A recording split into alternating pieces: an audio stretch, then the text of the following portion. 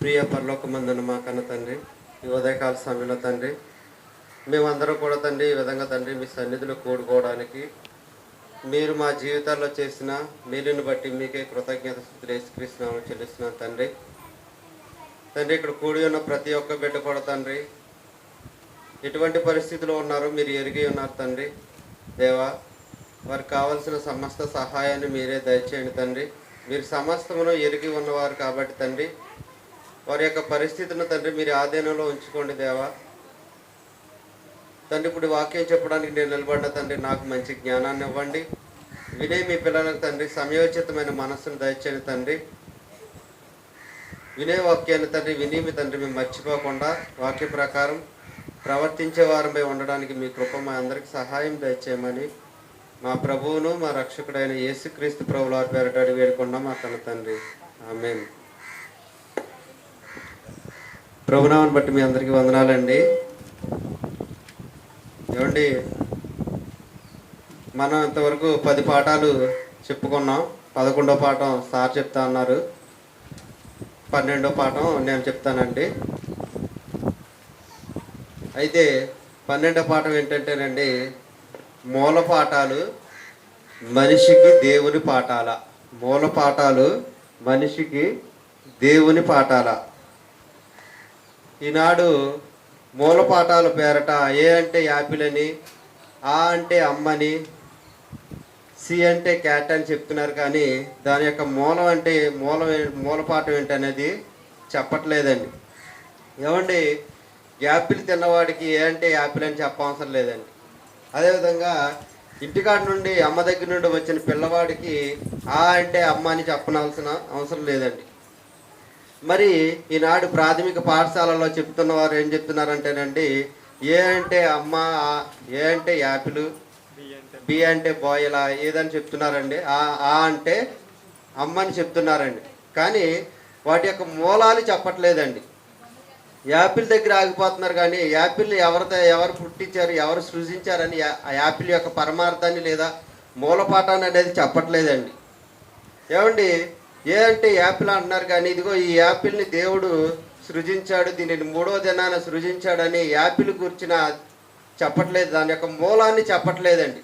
అంటే ఏం చేస్తున్నారంటే యాపిల్ గురించిన మూలపాఠం దేవుని గురించి అనేది చెప్పట్లేదండి. యాపిల్ దగ్గరే ఆగిపోతున్నారు. కానీ దీన్ని దేవుడు సృజించాడని చెప్పట్లేదండి నేడున్న ప్రాథమిక పాఠశాలలో. అదేవిధంగా అమ్మ అని చెప్తున్నారండి. అమ్మ అని చెప్తున్నారు, ఆ అంటే అమ్మ అంటున్నారు. కానీ అమ్మకు మూలపాఠం ఏంటండి, దీని అమ్మని దేవుడు సృజించాడు, నరుని ద్వారా వచ్చింది, ఆ నరుని ఎముక నుండి తీయబడే నారిగా వచ్చింది, ఈ నారి నుండి వచ్చిన స్త్రీయే అమ్మగా చెప్పుకుంటున్నామని దేవుని యొక్క గొప్పతనాన్ని నేడున్న పాఠశాలల్లో చెప్పట్లేదండి. అంటే ఏ అంటే యాపిల్ అన్నారు, అక్కడ వరకు వదిలేస్తున్నారు. కానీ దాని మూలపాఠాలు అనేది చెప్పట్లేదండి. మరి మూలపాఠాలు చెప్పిన ఏకైక గ్రంథమే బైబిల్ అండి. ఆదికాండము 1:1 దేవుడు ఆది దేవుడు భూమి ఆకాశములను సృజించెను. అంటే ప్రతి దాని మూలం ఎక్కడుందండి? ప్రతి దాని ఆది బైబిల్లో ఉంది. ఏమండి, దేవుడే తన యొక్క గ్రంథంలో రాపించుకున్నాడండి. ప్రతి దాని మూలం ఇది, ప్రతి దాని ఆది ఇదని దేవుడు రాపించుకున్నాడు. కానీ నేడున్న క్రైస్తవులు కూడా దాని యొక్క మూలాలను అంటే దేవుని గురించి చెప్పట్లేదండి. అలా చెప్పకపోవడం వల్ల నాస్తికులు, హేతువాదులు ఏమంటున్నారండి? సైంటిస్టులు కానివ్వండి, నాస్తికులు కానివ్వండి, హేతువాదులు కానీ ఏమంటున్నారండి? దేవుడు లేడు అంటున్నారండి. అయితే వీళ్ళు అలా అనడానికి కారణం ఏంటంటే నేడున్న క్రైస్తవులు కూడా దేవుడు ఉన్నాడు, ఇది ఫలానా వృక్షాన్ని చూసి దీన్ని దేవుడు చేశాడు, ఫలాన్ని చూసి దీన్ని దేవుడు చేశాడు, ఫలానా పక్షిని చూసి దీన్ని దేవుడు చేశాడు, చేపను చూసి, కోడిని చూసి దీన్ని దేవుడు చేశాడని మనిషి చెప్పట్లేదండి. వాటి పేర్లు చదువుకుంటున్నారు, అంతటితో మనిషి అనేది ఆగిపోతున్నాడండి. కానీ దీని వెనకాల మూలపాఠంగా దేవుని గురించి చెప్పట్లేదండి. ఇకపోతే నాస్తికులు అనేవారు ఎవరండి? దేవుని నమ్మని వారు. నాస్తికులు అంటే దేవుని నమ్మని వారు. ఈ నాస్తికులు అనేవారు ఒకరోజు ఒక సంఘం పెట్టారంటండి. ఇలాగే మళ్ళీ కూర్చున్నారంటే నాస్తికులు అన్నవారు కూర్చుని వివిధ దేశాల నుండి వచ్చిన వాళ్ళందరూ ఒక మీటింగ్ పెట్టారంటండి. మీటింగ్ పెట్టి ఎలాగోలాగా దేవుడు లేడని నిరూపించాలి అనుకున్నారంటండి. దేవుడు లేడని నిరూపించాలనుకుంటే ఇలా అందరూ ఎవరికి తగిన పాయింట్లు వాళ్ళు చెప్తున్నారంటండి. ఎలాగ మనకు నచ్చినట్టు ఎలా చెప్తామో అలాగే వాళ్ళకి తెలిసిన పాయింట్లు చెప్తున్నారంటండి. చెప్తూ చివరికి మీటింగ్ అయిపోయిందండి. సాయంకాలం అయిపోయింది. అయిపోయిన తర్వాత ఒక అధ్యక్షుడిగా ఎవరైనా ఒకరు ఉంటారు కదండి నడిపించడానికి. ఆయన అన్నాడంట సింపుల్గా, దేవుని దయ వల్ల ఈరోజు ఈ యొక్క మీటింగ్ అనేది సంపూర్తిగా జరిగింది అన్నాడంటండి. వీళ్ళ ఆలోచన ఏంటండి, దేవుడు లేడని చెప్పాలనుకున్నారు. కానీ చివరికి ఏం జరిగిందండి, దేవుని దయ వల్ల ఈ యొక్క మీటింగ్ అనేది సంపూర్తిగా జరిగిందని వాళ్ళ నోటితోనే దేవుడు ఒప్పించాడండి. అంటే వీళ్ళ ఇంకా నాస్తిక సంఘం వాళ్ళ ఆలోచన ప్రకారం దేవుడు ఉన్నాడనే లేడానండి, వాళ్ళని కూడా దేవుడు ఉన్నాడని రప్పించాడండి దేవుడు. కాబట్టి ప్రియమైన దేవుని పిల్లలారా, దేవుని గురించి ఎవరు చెప్పాలండి అంటే ఈ సృష్టిని అనుభవిస్తున్న మనమే చెప్పాలండి. క్రైస్తవులుగా ఎవరైతే ఉన్నారో వారే చెప్పాలండి.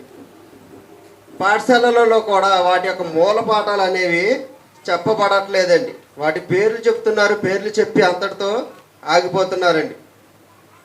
అయితే మనిషి చెప్పట్లేదండి, దేవుడిని గురించి మనిషి చెప్పట్లేదు. కాబట్టి దేవుడు ఏం చేశాడంటేనండి, సృష్టిని చేసుకున్నాడు కదండి, ఆ సృష్టి చెప్తుందండి దేవుని గొప్పతనం గురించి అండి. మృగములు, ఆకాశ పక్షులు, భూమి, చేపలు ఇలా ఎన్నెన్నో దేవుని గురించి చెబుతున్నాయండి. కీర్తనలు 119 కీర్తన 1 నుంచి 3 వచనాల్లో ఉంటుంది కదండి. ఆకాశము దేవుని మహిమను వివరించుతున్నది, అంతరిక్షము ఆయన చేతి పనును ప్రచురపరుస్తున్నది. పగలకి పగల బోధ చేస్తున్నది, రాత్రికి రాత్రి జ్ఞానము తెలుపుచున్నది. అంటే దేవుని యొక్క గొప్పతనాన్ని ఎవరు చెప్తున్నారండి అంటే ఇక్కడ ప్రకృతి చెప్తుందండి. ప్రకృతి ఎందుకు చెప్పాల్సి వచ్చిందండి అంటే దేవుడు ప్రకృతికి మాట ఇవ్వలేదు, అయినా దేవుని యొక్క గొప్పతనాన్ని చెబుతున్నాయి. మనిషికి మాట ఇచ్చినప్పుడు కూడా మనిషి దేవుని గురించి చెప్పట్లేదండి. ఏమండి, ఈ సృష్టిలో ఉన్న ప్రతి ఫలాన్ని మనిషి తింటున్నాడు, కానీ దీన్ని దేవుడు నా కోసం పుట్టించాడు, దీన్ని దేవుడు నా కోసం సృజించాడని ఏ మానవుడు చెప్పట్లేదండి. జాంకాయ తిన్నవాడిని అబ్బాయి ఎంత బాగుందో అన్నాం, కానీ దీన్ని దేవుడు చేశాడని చెప్పట్లేదండి. అందుకని దేవుడు ఏం చేశాడంటేనండి, ఈ యొక్క ప్రకృతి చేత తన గొప్పతనాన్ని చెప్పించుకుంటున్నాడండి. ప్రకృతి ఏం చెప్తుందండి, ఆకాశం ఏం చెప్తుందండి, దేవుని యొక్క గొప్పతనాన్ని వివరిస్తుందండి. రాత్రికి రాత్రి బోధ చేస్తుందంటండి, పగలకు పగలు తెలుపుతుందంటండి. ప్రియమైన దేవుని పిల్లలారా, సృష్టిని మొత్తం నిదానించి చూసినప్పుడు ఏమవుతుందండి, దేవుని యొక్క గొప్పతనం ఏంటనేది తెలుస్తుందండి.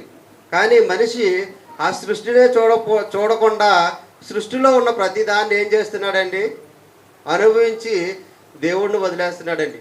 నా కష్టం వల్ల ఇది నేను పండించాను అంటున్నాడు, కానీ దేవుడు ఇవ్వడం వల్ల ఇది పండింది అనరండి.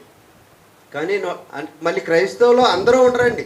కొంతమంది దేవుడిని ఒప్పుకుంటారు, ఇది దేవుని దయ వల్ల పండిన పంట, ఇది దేవుడు నాకు ఇచ్చాడు అని కొంతమంది ఒప్పుకుంటారు. కొంతమంది మాత్రం ఇది నా గొప్పతనం అనుకుంటారండి. ఈసారి ఇది నా గొప్పతనం అనుకున్న వ్యక్తి ఎవరైతే ఉంటారో వచ్చే సంవత్సరం ఏమవుతుందండి, పంట సరిగ్గా పండదండి. ఎందుకండి, దేవుడు కష్టపడి పండించిన పంటని దేవుని నామానికి మహిమ రాకుండా వీళ్ళకి మహిమ వచ్చేటట్లు చేసుకుంటున్నారు. కాబట్టి పంట ఏం చేయదండి, పండదండి సరిగ్గా. అయితే మనిషి చెప్పట్లేదు కాబట్టి దేవుడు ప్రకృతి ద్వారా తన యొక్క గొప్పతనాన్ని అనేది దేవుని గురించి అనేది తెలియజేయడం అనేది జరుగుతుందండి. లేకపోతే పెద్ద పెద్ద యూనివర్సిటీలు ఏం చెప్తారండి, దోమ చరిత్ర, ఏక చరిత్ర, వానపాము చరిత్ర, బొద్దింక చరిత్ర, ఇలా అనేక చరిత్రలు చదువుకున్నామండి. మన ఇంటర్లోకి వెళ్తే అనేక చరిత్ర, ఇంకా పై క్లాసులకు వెళ్తే ఇంకా ఉంటుందండి. వీటి యొక్క అనేకమైన చరిత్రలు చెబుతున్నారు కానండి, దేవుని చరిత్ర ఎవరో చెప్పట్లేదండి. ఏ కళాశాలలో కూడా, ఏ ప్రాథమిక పాఠశాలలో కూడా దేవుని యొక్క గొప్పతనం గురించి చెప్పట్లేదండి.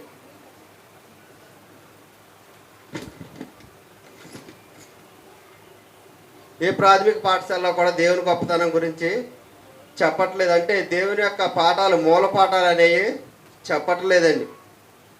ఇప్పుడు ఎయిడ్స్ గురించి మనం ఎన్నో పాఠాలు నేర్చుకున్నాం. బడిలోకి వెళ్తే చాలా వివరంగా చెప్తారండి ఎయిడ్స్ గురించి చెబుతారు, కానీ దాని యొక్క మూలం అనేది చెప్పరండి. ఏమంటే ఎయిడ్స్ అనేది దాని యొక్క మూలం ఏంటండి? బైబిల్ని అడిగితే బైబిల్ చెప్తుందండి. మత్తయి సువార్త 5:28 ఉంటుంది కదండి.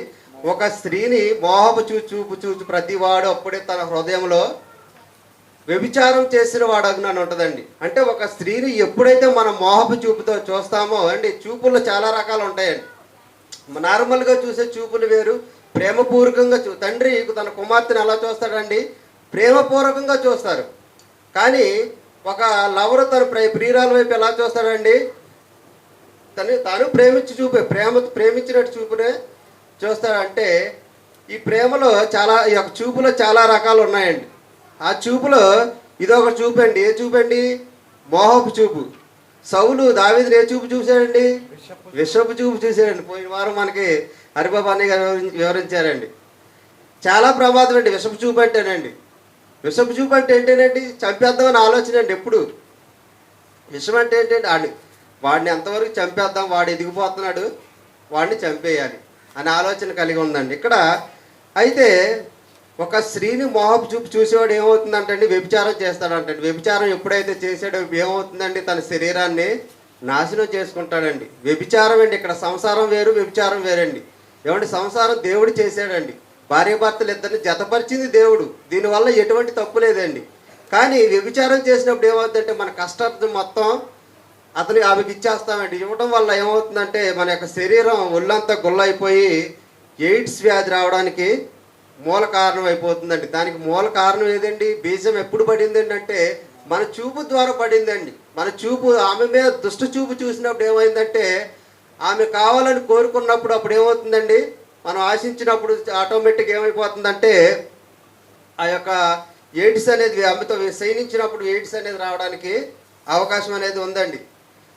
ఇప్పుడు ఇలా ప్రతి దాని మూలపాఠాలు అనేవి బైబిల్లో ఉన్నాయి, కానీ మనిషి చెప్పట్లేదండి. దేవుని యొక్క గొప్పతనం గురించి, దేవుని యొక్క మూలపాఠాల గురించి మనిషి చెప్పట్లేదండి. అందుకని దేవుడు ఏం చేశాడంటే ప్రకృతిని వాడుకున్నాడండి. కాబట్టి ఈ పాఠంలోనండి మూలపాఠాలు అంటే ఏంటండి? మనిషికి దేవుని పాఠాలే మూలపాఠాలు అవుతాయండి. మనం ఏం చెప్పినా సరే చివరికి దేవుడిని తీసుకురావాలండి. ఏం చెప్పి ఒక యాపిల్ని తీసుకున్నామండి, యాపిల్ తిన్నాం, ఆహా దేవుడు దీన్ని నా కోసం ఎంత బాగా చేశాడు, దీన్ని 3వ దినాన దేవుడు నా కోసమే చేశాడని దేవుని గురించి చెప్పుకురావాలి. కానీ యాపిల్ తిన్న వెంటనే నేను పలానా కొట్లో కొన్నాను, మంచి యాపిల్స్ ఇచ్చాడు అని మనం అనకూడదండి. ఏమండి? ఒక్కోసారి తిడతాం కూడా అండి, కుళ్ళిపోయిన యాపిల్స్ ఇచ్చాడు అని అండి. ఏమండి? కాబట్టి మనం ఏం చేసిన ప్రకృతి నుండి ఏది చేసిన దేవుడు సృజించిన పదార్థం కాబట్టి అండి మనం ఏం చేయాలండి? దేవుని జ్ఞాపకం అనేది చేసుకోవాలండి. ఇది ఫస్ట్ పాఠం అండి. మూల పాఠాలు దేవుని యొక్క పాఠాలండి. ఏమండి? మనిషికి దేవుని పాఠాలు. ఇది ఫస్ట్ లెసన్ అండి. 12వ లెసన్, 13వ లెసన్ అండి. ప్రసాద్